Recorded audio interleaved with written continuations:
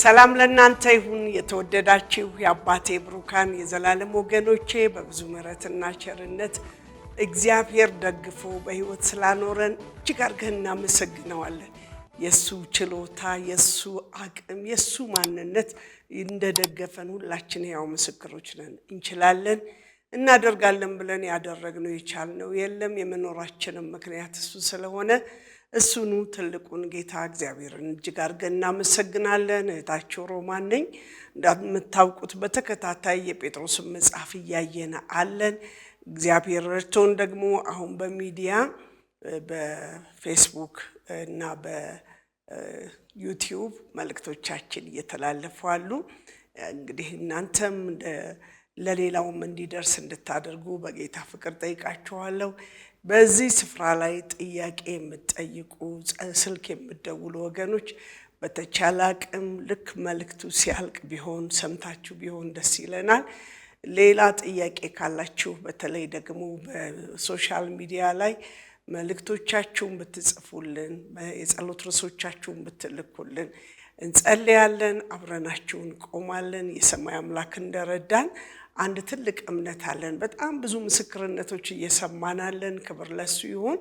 ግን በጣም ልንለው የምንፈልገው ነገር ቢኖር የእናንተን የጸሎት ርዕስ ይዘን ምንቀርበው ልክ እንደናንተ ሆነን ታማችሁ ቢሆን በበሽታችሁ መፈወስን እንደምትፈልጉ እኛም እንፈልጋለን እና ተስማማው ከእናቴ ከእህቴ ከአባቴ ጋር ብለን ወደ እግዚአብሔር እናቀርባለን። ይህም የሚሆነው እግዚአብሔር እንደ ቃሉ ሁለት ሆናችሁ ብትስማሙ ስለሚለን ከዛ እንደሚሰማ እርግጠኛ ስለሆንን የማንከፍልበት ነገር ግን በእምነት የምናደርገውን ስራ አብረናችሁ ለመጸለይ በእግዚአብሔር ፊት ቃል የገባነው ነው።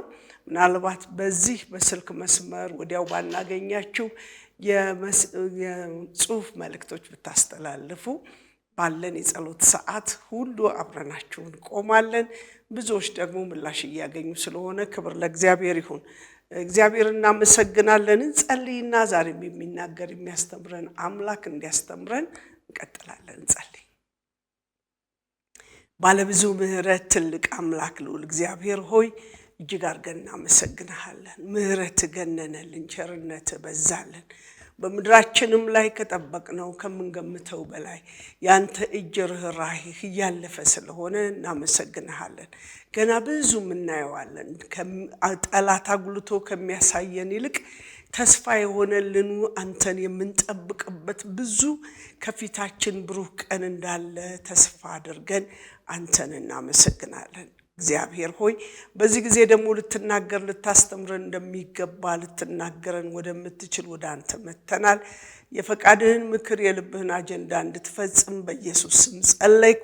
በሁሉ ክበር በጌታ በኢየሱስ ስም አሜን።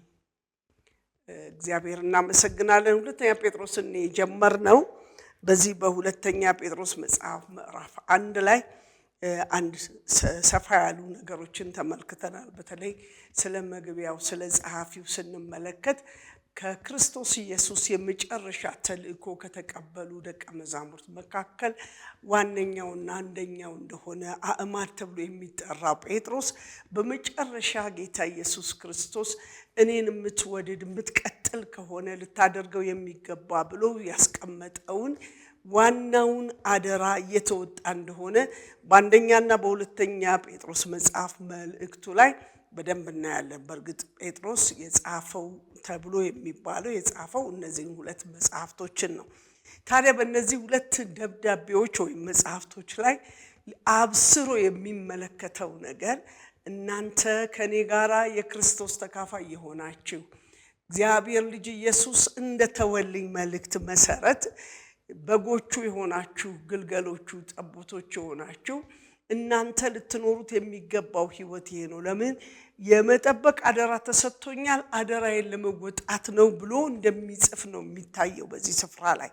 ስለዚህ በተለይ በራፍ ሁለተኛው ጴጥሮስን ሲናገር በተለይ አሁን ከውስጣችሁ የሚፈልቀውን የገባችሁን የተረዳችሁን ወገን የሆናችሁበትን ለእግዚአብሔር የተለያችሁበትን እውነት የሚያሰናክሉ ሐሰተኞች ሊመጡ ስለሚችሉ ስለ በውስጣችሁ ሊመጡ ስላሉ ሐሰተኞች እምቢ እንድትሉ እንዲያውም ደግሞ በራሳችሁ ውስጥ የናንተን ፈቃድ ከሁኔታዎች ጋራ አጣሙ ወይም ለስጋችሁ እንዲመች አድርጎ አስተካክሎ ወደ ቀደመው ጥላችሁት ወደ መጣችሁት ሊመልስ ያለ የስህተት አመለካከትም የስህተት አስተማሪዎችም ስለሚመጡ እንዴት መጠበቅ አለባችሁ ያለ አስምሮ ይነግረናል። ክብር ለሱ ይሁን። ከአንድ ጀምሮ ያለውን አነባለሁ፣ ግን በጣም ምፈልገው ያለው ከ4 እና 5 ላይ ነው። ባለፈው እንደተመለከትነው 4 ላይ ነው ያቆምነው። እንዲህ ይላል። የኢየሱስ ክርስቶስ አገልጋይና ሐዋርያ ስምዖን ጴጥሮስ በአምላካችንና ባዳኛችን በኢየሱስ ክርስቶስ ጽድቅ በኩል እንደተቀበልነው አይነት ክቡር እምነት ለተቀበሉት እግዚአብሔርና ጌታችን ኢየሱስን በማወቅ ጸጋና ሰላም ይብዛላችሁ። በገዛ ክብሩና በበጎነቱ የጠራንን እርሱን በማወቅ ለሕይወትና ለእውነተኛ መንፈሳዊነት የሚያስፈልገንን ሁሉ የመለኮቱ ኃይል ሰጥቶናል። ከክፉ ምኞት የተነሳ በዓለም ካለው ምግባረ ብልሹ ሕይወት አምልጣችሁ ከመለኮታዊ ባህሪ ተካፋዮች እንድትሆኑ በእነዚህ ነገሮች አማካኝነት እጅግ ታላቅና ክቡር የሆነ ተስፋ ተሰጥቶናል ይላል። በተለይ እዚህ ጋር ነው ጠቅለል አድርገን መጨረሻ ላይ ያቆምነው። እናንተ ምን ለመሆን የተጠራችሁ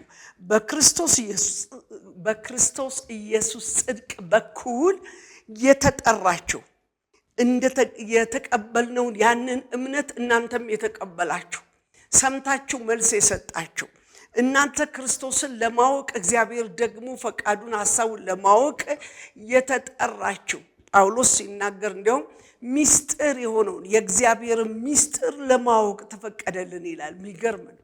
የላይኛውን ሚስጥር ይሄ የሰፈር ሚስጥር አይደለም፣ የአንድ ቤተሰብ ሚስጥር አይደለም፣ የግለሰብ ሚስጥር አይደለም፣ የሀገር ሚስጥር አይደለም። እነሱ እንኳን ለየት ያለ ቦታ ያገኛሉ። እኛ ግን ሰማይና ምድርን የፈጠረውን አልፋና ኦሜጋ የሆነውን የሕያው አምላክ እግዚአብሔርን ሚስጥር እንድናውቅ ተገለጠልን። ክብር ለሱ ይሁን። ሁልጊዜ ስለዚህ ነገር ሳስብ በጣም ነው የምደሰተው። ራሴን እንደ ልዩ ዕድለኛ አድርጌ ቆጥራለሁ። በዚህ ስፍራ ላይ ይህን ለማወቅ ለተጠራችሁ ለእናንተ በገዛ ክብሩና በበጎነቱ የጠራ እርሱን በማወቅ ለሕይወትና ለእውነተኛ መንፈሳዊነት የሚያስፈልገው ነገር አለ። ነገር ግን እሱ የመለኮቱን ኃይል ሰጥቶናል ይላል። ክብር ለእግዚአብሔር ይሁን። በሱ ለመኖር እናንተ አትችሉ። ነገር ግን የመለኮቱን ኃይል ምን አድርገውናል? ሰጥቶናል። ምን እንድናደርግ? የገዛ ክብሩንና በጎነቱን የጠራንን እርሱን በማወቅ ለሕይወትና እውነተኛ መንፈሳዊነትን የሚያስፈልገንን ሁሉ ለእውነተኛ መንፈሳዊነት የሚያስፈልገንን ሁሉ ምን አድርጓል? የመለኮቱ ኃይል ሰጥቶናል። ሃሌሉያ። ለምኑ? ለመንፈሳዊ ሕይወት መኖር ማን ሰጠን? ራሱ። ምን ሰጠን? ኃይል ሰጠን። ፊልጵስዩስ ላይ ሲናገር በእናንተ ውስጥ ስለ በጎ ፈቃዱ መፈለግን የሚያደርግ ማን ነው? እሱ። ደግሞ የፈለጋችሁትን እንድትፈጽሙ የሚያደርግ ማን ነው? ራሱ። ስለዚህ በመፈለግም ዜሮ በማድረግም ዜሮ ናችሁ። ልክ እንደዛ እግዚአብሔርን ልክ ወደ ማመን ስትመጡ እውነተኛ የሆነውን የክርስትና ሕይወት እንድትኖሩ ለመኖር የሚያበቃ አቅምና ጉልበት ከእውቀት አታገኙትም። ብዙ ሂሳብ ስሌት በማወቅ ብዙ ታሪክ በማወቅ አይገኝም። መንፈሳዊነት ለዚህ ነው ብዙዎች ብዙ የተማሩ ምናልባት መጽሐፍ ቅዱስን ከዘፍጥረት እስከ ራእይ ድረስ በረድፍ በእያንዳንዱ ምዕራፍ አይደለም በእያንዳንዱ ቁጥር ልክ በትክክል ታሪካዊ ዳራውን እንትኑን የሚያስፈልገውን በሙሉ አመጣጡን አገባውን ማለት የፈለገውን ብለው ትብትን አድርገው የሚያውቁ ግን ደግሞ ክርስቶስን የማያውቁ ብዙ አስተማሪዎች ተገኝተዋል፣ ኖረውማል። የእውቀት ጥግን በራሳችን ጥበብና እውቀት የምንጨርሰው ስላልሆነ ምክንያቱም እሱ ከሁሉ የተሰወረ ስውር የሆነ ሚስጥር ነው ሰማያዊው ሚስጥር እሱን ነው እንድታውቁ የሆናችሁት በሱ ለመኖር የምትችሉት ዛሬ በገጠማችሁ እችላለሁ በመትሉት ልክ አይደለም ነገር ግን እርሱ ምን ሰጥቶናል የመለኮቱን ኃይል ሰጥቶናል ሃሌሉያ በተሰጠን በመለኮቱ ኃይል ልንኖር የተገባው እንድንኖር እግዚአብሔር የመለኮቱን ኃይል ሰጥቶናል ስለዚህ ከዚህ የተነሳ ከክፉ ምኞት አምልጣችሁ ከክፉ ምኞት የተነሳ በዓለም ካለው ምግባረ ብልሹ ህይወት አምልጣችሁ ከመለኮታዊ ባህሪ ተካፋዮች እንድትሆኑ በእነዚህ ነገሮች አማካኝነት እጅግ ታላቅ ክብር የሆነውን ተስፋ ሰጠን ከዚህ ከማይመች ምግባረ ብልሹ ከሚያደርግ ከጨለማው ፈቃድና ሐሳብ በፊት እንመላለስ ከነበረበት ከዛኛው ጨለማ ወተን እውነተኛውን ህይወት ለመኖር የምንችልበትን ታላቅ የሆነውን ምን ሰጠን የክብር ተስፋ ሰጠን ምንድነው ያ የክብር ተስፋ ያላችሁ ነው የመለኮቱ ኃይል ያ የመለኮቱ ኃይል እውነተኛ ክርስቲያኖች እንድንሆን የሚረዳ ነው ማንም በብዙ በጸለይ የማይገኝ በብዙ እንትን የማይገኝ ከሱ ዘንድ የተቀበልነው ልክ ስናምን የተሰጠን የመለኮቱ ኃይል አለ ያ የተሰጠን የመለኮቱ ኃይል ደግሞ እውነተኛ የሆነውን ክርስትና እንድንኖር ያደርገናል ከውቀት በላይ የሆነውን ያወቅን የተረዳ እንድንኖር ያደርገናል እሱ ስለተሰጠን ይላል አሁን ቁጥር 5 ላይ በዚህ ምክንያት በሙሉ ትጋት በእምነታችሁ ላይ በጎነትን ለመጨመር ጣሩ ይላል ክብር ለእግዚአብሔር ይሁን የተሰጣችሁ የመለኮቱ ኃይል ምን የሚያደርግ ነው የሚያበረታ የሚያጸና ሰማያዊውን መንግስት የቤቱን ሐሳብ እንድንኖር የሚረዳ ነው ወደ እግዚአብሔር በተጠጋን ቁጥር ለዚህ ነው በዚህ በምዕራፍ 5 መጨረሻ ላይ እንዲህ የሚለውን እናገኛለን እንግዲህ ይላል ራሳችሁን ስለዚህ እርሱ በወሰነን ጊዜ ከፍ እንዲያደርጋችሁ ከእግዚአብሔር ብርቱ እጅ በታች ራሳችሁን ዝቅ አድርጉ እርሱ ስለናንተ ያስባል ይሄ ማነበው አዲሱ መደበኛው ትርጉም ነው በሚያስፈልጋችሁ ጊዜ ከፍ ሊያደርጋችሁ በሚችል በሕያው አምላክ እጅ ስር ውደቁ እሱ የሚያስፈልጋችሁን ሁሉ ያደርጋል ምናልባት በቀኑ በሰዓቱ የሚኖር አስጨናቂ ቢኖር ስለናንተ የሚያስባል ያቅቷችኋል አቅማታችኋል ጉልበታታችኋል እንግዲህ ምን አድርጉ በሱ ስር ውደቁ እሱ ያስችላል ረረረረረ እነንተን አልቻሉም የሚባል ከነንተና ጋራ የሚወዳደር አይደለም የክርስቲያና ህይወት የገባህን ያክልና ለእግዚአብሔር ራስህን የሰጠህበትን የሰጠሽበትን ከሱ ብቻ እንደምታገኚ ከሱ ብቻ እንደምትቀበይ እርግጠኛ ስትሆኚ የእግዚአብሔር ኃይል ደግሞ የሚያስችል ነው የሚያኖር ነው ሲጀምር ምን ይለናል መሰል በገዛ ክብሩና በበጎነቱ የጠራን እሱን ለማወቅና ለህይወት ለእውነተኛ መንፈሳዊ የሚያስፈልገን ሁሉ የመለኮቱ ኃይል ሰጥቶናል እውነተኛ መንፈሳዊነትን መኖር የምትፈልጉ ከሆነ እሱ ሰጥቶናል ከተቀበላችሁ መንፈሳዊውን ማንነት ከሱ እርግጠኛ የመለኮቱ ኃይል ከኔ ጋር አለ ካላችሁ በዮሐንስ ወንጌል ምዕራፍ 14 ላይ ባለፈው እንዳየነው እኔ ብሄድ ይሻላል ያ ሕያው የሆነው የእግዚአብሔር መንፈስ ደግሞ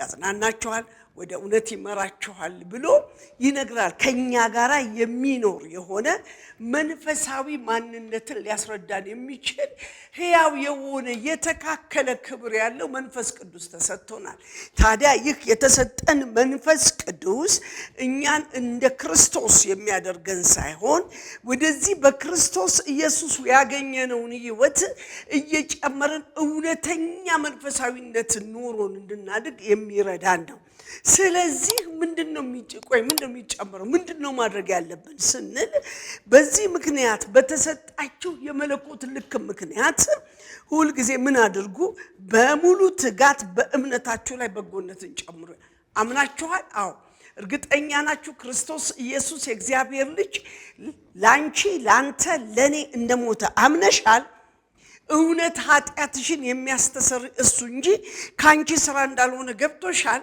እሱ የሚያድን የዘላለም አምላክ እንደሆነ ከሞት ተነስቶ አሁን በትንሣኤ ኃይል ደግሞ በአብ ቀኝ አድርጎ ተቀምጧል። እሱ ስለ እኔ ደግሞ የሚቆምልኝ ነው ብለሽ ታምኛለሽ? አምናችሁታል? እውነት ጌታ ገብቷችሁታል? ለእኔስ ገብቶኛል የምትሉት ጌታ እውነት ገብቷችሁ ከሆነ በዚህ እምነታችሁ ላይ አማኝ ብቻ ተብላችሁ ሊዘጋ አይደለም ፋይሉ። በጎነት እንድታደርጉ በስራ ይገለጣል። ክርስትና በህይወት የሚተረጎም እንጂ ነገር ግን ዝም ብሎ የሚሄዳል። ባለፈው ምናልባት ስናገር ሰምታችሁ እንደሆነ አላውቅም፣ ካልተናገርኩት ደግሜ ልናገር። አንድ እናት እንዲህ ብላ ስትናገር ሰማዋት ብዬ ክርስቲያን ማለት ንስሐ የሚገባ ኃጢአተኛ ነው። ሁላችንም እኮ ንስሐ እንገባለን ልትሉ ትችላላችሁ። ንስሐ ስለምገባ ብሎ የሚሰራ ኃጢአተኛ ሳይሆን በሰራ ጊዜ ተደናብሮ ምንዶ ጨምሮ ሌላ ነገር ለማድረግ የሚሄድ ሳይሆን መለስ ብሎ ምህረትን ወደሚሰጥ ወደ አምላክ ወደ እግዚአብሔር ፊት የሚወድቅ ከሱ ምህረትን የሚቀበል ነው እንጂ ብቁ አይደለም እኮ። ስለዚህ ወደዛኛው እውነት መሄድ እንድትችሉ እምነት አላችሁ በሉ። እምነታችሁን አጥብቃችሁ ያዙ። እምነታችሁ ደግሞ በሱ እንደሆነ እርግጠኞች ናችሁ። ለምን? እሱ ከመለኮቱ ባህሪ ተካፋይ እንድንሆን ምን ብሎ ነው የሚጀምር? በኢየሱስ ክርስቶስ ጽድቅ በኩል እንደተቀበልነው አይነት የክብር እምነት ያላችሁ ይላል። እኛም ተቀበለናል ያንን የክብር እምነት በክርስቶስ ኢየሱስ ብቻ መጽደቅ እንደሆነ። እኔም እማምነው ይሄ ነው በሱ ነው ምጸድቀው ብላችሁ የምትሉ ከሆነ በእምነታችሁ ላይ ምን ጨምሩ? በጎነትን፣ መልካምነትን። በጣም በሚገርም ሁኔታ ከዚህ በኋላ ያለውን ክፍል ስንመለከተው ሐዋርያው ጳውሎስ ለገላትያን ሰዎች ይላቸው የነበረ ቀድሞ የነበራቸውን ያስጣላቸውን የስህተትን ትምህርት የስህተትን አፈጻጸም ተመልክቶ በፊት የነበረላቸውን እምነት መጀመሪያ በጣም በሚገርም ሁኔታ ነው የሚገልጠው። ይላችሁ እናንተ ጋር የነበረው እምነት እና ደግሞ በጎነት አይናችሁን አውጥቶ እስከ መስጠት ድረስ። አይን የሰውነት ብርሃን ነች፣ ይቅርብኝ ብርሃን ባላይ ለወንድሜ የሚጠቅም ከሆነ እኔ በጨለማ ሆኜ ወንድሜ ቢያይ ይሻላል በማለት እንኳን ሊያሰጥ የሚችል በጣም አይሰጥም እኮ አይን አይደለ፣ ግን ያን ያክል ነበራችሁ። ማይሰጥ ቢሆንም እንኳን ሰጥቶ ለሌላ ማትረፍ የሚፈልግ ከዛ ሰውዬ አይን ስለተተከለለት ሌላ አይን አይሰጣችሁ፣ እሱ ስለሌለው ስለሆነ የወሰደው። ስለዚህ በጎነታችሁ ያለምንም ማቅማማት ነበረ፣ ያለምንም ሚዛን ነበረ፣ ያለምንም ምላሽ ፍለጋ ነበረ። የናንተ በጎነት እንዲህ ባለ እውነት ላይ የተመረኮዘ ነበረ። ታዲያ በእምነታችሁ ላይ ይህን በጎነት ጨምሩ፣ ስራው ይገለጥ። እንዳልኳችሁ ለገላትያን ሰዎች ጳውሎስ ሲናገር እንዲህ የነበረውን ያንን እሱ እንኳን የነበረበትን እንደ ሕጋቸው ያለ ማንም ሊቀርበው የማይችል ምክንያቱም ከሰውነቱ ፍሳሽ የሚወጣ አይነት በሽታ ያለበት ለምሳሌ ሴት ልጅ በወር አበባዋ ጊዜ ሌላና ተመሳሳይ አይነት ችግር ያለበት ሰው ሌላም ችግር ያለበት ሰው ከማህበረሰቡ መካከል አይቀላቀልም። ለምን? እሱን የነካ ይረክሳል ተብሎ ስለሚባል ያቺም ሴት እስክትነጻ ድረስ ወቀናቶቹ እስኪያልፉ ድረስ ወደ ቤተ መቅደስም ከማንም እንደማትቀላቀል እርኩስ ተብላ እንደምትጠበቅ ተከልላ ነበር። እንዲህ አይነት ወግ ያላቸው የዚያ የገላትያ ሰዎች እኔ ላይ ያለው ችግርና ቁስልን ሳትጸየፉ ተቀበላችሁኝ ይላቸዋል። ያ የነበረው የመቀበል ራስን የመስጠት በጎነትና ቸርነትን ዞር ያረገባችሁ ማን ነው? እንዲህ ፈጥናችሁ እንዴት ዞር አላችሁ ብሎ ይጠይቃቸዋል። ሊጨመር እንጂ ቆም ልንል አይገባም። ብዙዎቻችን አንድ ነገር እንናገራለን በጣም በሚገርም ሁኔታ የዱሮ ክርስትና ነው ብለው ሰዎች ክርስትናን ሲመዝኑ የቀደመው ይልቃል፣ የመጀመሪያው ይበልጣል፣ ያሁኑ ዘመንማ ምን ክርስትና ነው ብሎ አማኙ ራሱ እንኳን ድሮ እኔ እንዲህ ነበርኩ እኔ ጸልይ ነበር፣ እኔ መሰክር ነበር፣ እኔ እንዲህ አደርግ ነበር ድሮ። አሁንስ ሲባል እግዚአብሔር ሌላ ቀይ እንደሄደ ሌላ መንደር እንዳለ እኛ በስፍራችን ሆነን ከሱ የተቀበልነው ጸጋን ይዞ እንደሄደብን አሁን መቆም መኖር እንደማንችል እሱ እስኪመለስ እየጠበቅን ያለ ይመስል ድሮ እንዲህ ነበርን፣ ድሮ ክርስትና፣ ድሮ የእግዚአብሔር ቃል ሲነገር፣ ድሮ ስንጸልይ፣ እኔ ስጸልይ ሌሎቹን አይደለም ያንዳንዳችን የምንለው የቀደመው ነገራችንን እንድንጥል ያደረገን እየጨመርን ሄድ ሲገባን ሳለ ዝቅ ባለ በጣም አሳዛኝ ሁኔታ ውስጥ ገብተን እናውራዋለን። ልናፍር እንጂ ልናውራው አይገባም። ማፈር ነው ያለብን። ለምን? የእግዚአብሔር ቃል ከመጀመሪያው እምነት ጨምሩ ነው የሚለው። በሌላ ስፍራ የእግዚአብሔር ቃል የጻድቅ ሰው መንገድ ሙሉ ቀን እስኪሆን ማለት ጥላ የሌለው ጨለማ የሌለው በምንም አይነት ግርዶሽ የማይጋረድ እስኪሆን ድረስ እየጨመረ ነው የሚሄደው ይላል። እየጨመረ የሚሄድ ነው የተባለልን ያ እውነትና ህይወት አሁን ላይ እኛ ራሳችን በራሳችን ገምግመን ድሮ እንዲህ ነበርኩኝ ብለን እስክናወራ ሆነን ተቀምጠናል። ይሄ የውድቀታችን ምልክት እንጂ በክርስትና ዘመናት የማስቆጠራችን ልክ አይደለም። እናንተ የተወደዳችሁ የአባቴ ብሩካን አሁን ጨምሩ እየተባልን ያለ ነው። በድሮ መደበኛ ትርጉም ሳነበው በተለይ ለየት አድርጎ ስለሚገልጸው እሱን ላነብላችሁ በጣም ስለሚጠቅመኝ ነው ሁለቱንም ያስኩት። ክብር ለእግዚአብሔር ይሁን። ይህን ሐሳብ ላነበው እንዲህ ይላል። እንግዲህ የመለኮቱ ኃይል በገዛ ክብሩና በበጎነቱ የጠራንን በማወቅ ለሕይወትና እግዚአብሔርን ለመምሰል የሚሆነውን ነገር ሁሉ ስለሰጠን በእግዚአብሔርና በጌታችን በኢየሱስ ዕውቀት ጸጋና ሰላም ይብዛላችሁ። ስለ ክፉ ምኞት በዓለም ካለው ጥፋት አምልጣችሁ ከመለኮቱ ባህሪ ተካፋዮች በተስፋ ቃል እንድትሆኑ በእነዚያ ክብርና በበጎነት የተከበረና እጅግ ታላቅ የሆነ ተስፋን ሰጠን። ምን ያለ ክቡር የሆነ በጎነት የተሞላ የተከበረ የሆነ ታላቅ የሆነ እጅግ ታላቅ የሆነ ተስፋ ሰጠን ይልና ስለዚህ ይህ ተስፋ የተሰጠው ሰጠን። ስለዚህ ምክንያት ትጋትን ሁሉ ያሳያችሁ በእምነታችሁ ላይ በጎነትን ጨምሩ። ከዚህ በኋላ ያለ በኋላ ጨምሩ። ስለ የትኛው ምክንያት? ስለተሰጠን እጅግ ታላቅ ስለሆነው ተስፋ፣ እጅግ ታላቅ የሆነ ተስፋ፣ ክብር ያለበት በጎነት የተከበረ የሆነ ተስፋ እግዚአብሔር ሰጥቶናል። ምን አይነት ተስፋ? መንፈሳዊነትን በትክክል እንድንኖር የሚያደርግ በሱ ዘንድ እውነተኛ የሆነውን መንፈሳዊነትን እሱም በማወቅ በመንፈሳዊነት እየጨመርን እንድንሄድ የከበረ እጅግ ታላቅ የሆነ ተስፋ ተሰጥቶናል። ታዲያ የክብር ተስፋ እንደተሰጠው ሰው ነገራቸው ሊጨምር ነው የሚገባው እንጂ ድሮ ነበር ልትሉ ፈጽሞ አይገባም። ዛሬ እዚህ ላይ ቆም ማለት ፈልጋለሁ።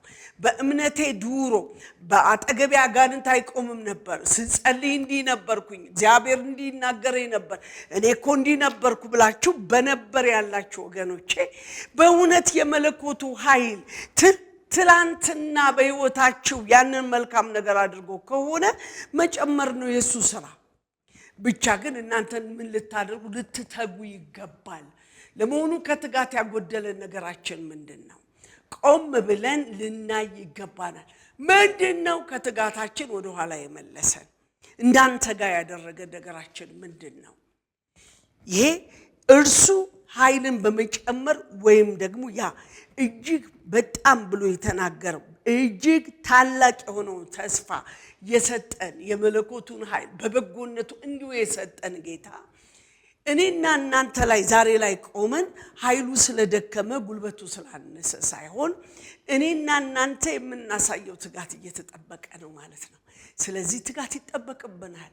የዱሮ መስሏችሁ የተዋችሁ ዛሬ ስለ ክርስትና የደከመ አመለካከት ያላችሁ ጌታን ስትቀበሉ የነበረ ሩጫ ያ የነበረ ትጋት ዛሬ ጎሎባችሁ ከሆነ እንግዲህ ሳይሰስት በልግስና ወደሚሰጠው በጊዜው ከፍ ወደሚያደርገው ወደ አምላክ ወደ እግዚአብሔር በእምነት እንቀርባለን። ከናንተ ጋር ልጸልይ። በእምነቴ ትላንትና ትልቅ ነበርኩኝ፣ በእምነቴ ብርቱ ነበርኩኝ፣ ነገር ግን አሁን ብላችሁ በጥያቄ ምልክት ያላችሁ ወገኖች ከናንተ ጋር ጸልያለሁ። ምናልባት በዋትስአፕ እና በዩቲዩብ ያላችሁ ሜሴጃችሁን አስቀምጡልኝ። ከቻል በስልክ አብረን እንጸልያለን፣ ካልሆነ ደግሞ በጽሁፍ መልእክታችሁ ላይ አስቀምጡልን፣ አብረን እንጸልያለን። አሁን ከኔ ጋር አብረን እንጸልይ። ሃሌሉያ። የዘላለም አባት ትልቅ እግዚአብሔር ሆይ አንተ የዱሮ ዘመን አይደለህም። የሰጠህን ተስፋ ደግሞ ታላቅና እጅግ ነው፣ የከበረ ነው፣ በጎነትን የተሞላ ነው። ስለዚህ እግዚአብሔር ሆይ አንተ ይሄ ነህ። የጎደለው የኛ ማንነት እንጂ ያንተ አይደለም። ምናልባት ዛሬ እንደ ትልቅ ጀብዱ እያወሩ ያሉ ድሮ እንዲህ ነበርኩ የሚሉ ግን አሁን ላይ መቆም ያቃታቸውን ወገኖቼን ይዤ በአንተ ፊት እጸልያለሁ። በኢየሱስ ክርስቶስ ስም የሰጠው የመለኮቱ ኃይል ጉልበት ቀንና ዘመን የሚይዘው ስላልሆነ በአንተ በጎነትና ቸርነት እንደገና ኃይላቸው እንዲታደስ፣ እንደገና ጉልበታቸው እንዲታደስ፣ እንደገና ይህንን ተስፋ ለመጨበጥ ወደ አንተ እንዲጠጉ እንድትረዳቸው በጌታ በኢየሱስ ስም ጸልያለሁ። የምህረት እጅ፣ የበጎነት እጅ፣ የአምላክነት ክንድ እንደ ልጅ ደግሞ እግዚአብሔር እንደ አባትነት እንደ ልጅ የባሪያዎችህን ኃይል ተስፋ እንድታድስ በጌታ በኢየሱስ ስም ጸልያለሁ። ለደከመ ጉልበትን የምትሰጥ ብርታት ለሌለው አቅምን የምትሰጥ የታመንክ ጌታ ዛሬ አንተን ወደ ማመን እኔና ባሪያዎች መተናልና ኃይላችን እንዲታደስ ከቀደመው ዘመን ይልቅ በእምነት የተጋን እንድንሆን እንድትረዳን ይሄ የተጠራንበትን እውነት ለመኖር እኛ አንችልም፣ ነገር ግን እውነተኛ መንፈሳዊነት ለመኖር እንድንችል መንፈሳዊ የሆነውን መለኮታዊ ኃይልን ሰጥተናል። እግዚአብሔር ሆይ ይህን ደግነት እያሰብን ባንተ መበርታት እንዳለ ገብቶን በጠላትና በስጋችን ጩኸት ምክንያት የታከትን ዛሬ እንደገና ኃይላችን ታድሶ መቆም እንድንችል እንድትረዳን በስምህ ጸለይኩ። የኃይል ጉልበት ያገልግለን፣ የጽድቅ እውነትን ማስተዋል እንድንችል እርዳን። የክፋት ኃይል ጉልበት ያመጻክ እንዲከልከል ደግሞ እጸልያለሁ። ለምድራችን ለኢትዮጵያ ተበትነው ላሉ ኢትዮጵያውያን ኤርትራውያን በሙሉ የማዳን እጅ ይገለጥ፣ የጽድቅ እውነት ይምጣ። እጅህ ትረዳለችና የምትረዳው እጅ አቤቱ ለሁላችንም የጸጋን ጉልበት እያበዛ እንዲደግፈን በስምህ ጸለይኩ። የክፋት ኃይል ጉልበት ያመጻክ እንዲታሰረ ይሁን። እጅ በሁላችን ላይ ትሁን። መልካምነት ያግኘን ሕያውና ጻድቅ በሆነው በልጅ በኢየሱስ ስም ጸለይኩ። አሜን።